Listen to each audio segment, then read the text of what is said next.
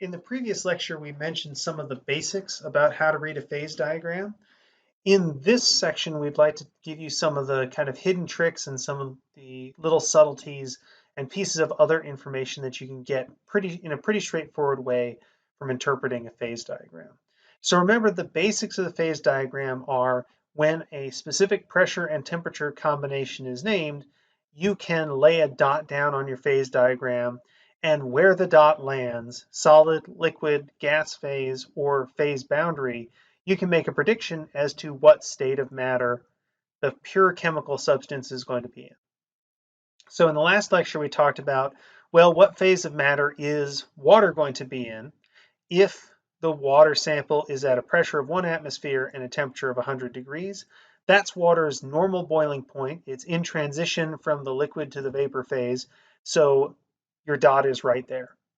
You can also then use a phase diagram to say, okay, if my water sample starts here, but I change one of the variables, for instance, I keep the temperature the same, but now I reduce the pressure, what happens to the water sample? Well, we can represent that on the phase diagram. For instance, if we say we're going to keep the temperature the same, 100 degrees Celsius, but now we're going to reduce the pressure to 0.5 atmospheres, all we would do is we would keep the dot at the same x-coordinate and slide it down the y-axis until the dot was at 0.5 atmospheres. So we would do something like this. I've actually moved the dot a little farther than it needs to be here. But by decreasing the pressure and keeping the temperature the same, we would see that now, if I keep my water sample at 100 degrees Celsius, it was boiling, but now I reduce the pressure below 1 atmosphere, the dot slides from the liquid phase into the gas phase, and now the water should be essentially 100% water vapor. So we can also use the phase diagram to make decisions about how a sample is going to change if we change the pressure temperature conditions that it exists under. There's a couple other key features in a phase diagram that you want to be aware of. We talked a little bit about the phase boundaries in the last module, but just calling them out by name. The black line that divides the solid and liquid phases is known as the solid-liquid phase boundary. The curved line that divides the liquid and gas phases is known as the liquid-gas phase boundary. And the curved line dividing the solid and gas phase before the liquid can form here is known as the solid vapor boundary. So each of these phase boundaries has a name, and how they join together gives us a little bit of information about the pure chemical compound itself. For instance, unlike many chemicals, water has a slight negative slope to the solid liquid phase boundary.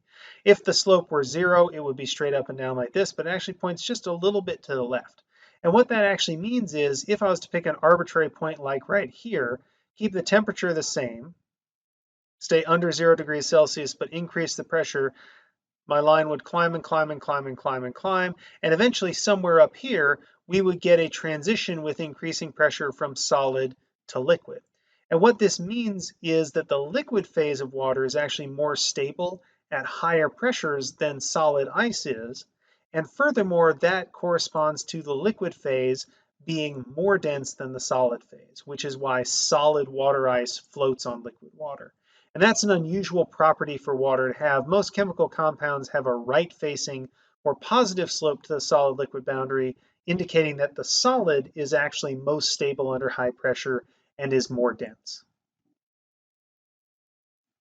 Another key feature that you see on most phase diagrams is an interface between the phase boundaries where the 3 phase boundaries come together, and there is a specific pressure-temperature combination where all 3 phases can exist in equilibrium with one another. And this is a point known as a triple point. Water, carbon dioxide, and most molecular compounds have only a single triple point, but more complex chemical compounds with more complex behavior. Elemental carbon is a good example of this, where you have multiple solid phases of carbon like diamond and graphite, may have multiple triple points. For water, the triple point exists at 0.0098 degrees Celsius and 6 times 10 to the negative third atmosphere. So the triple point is right here.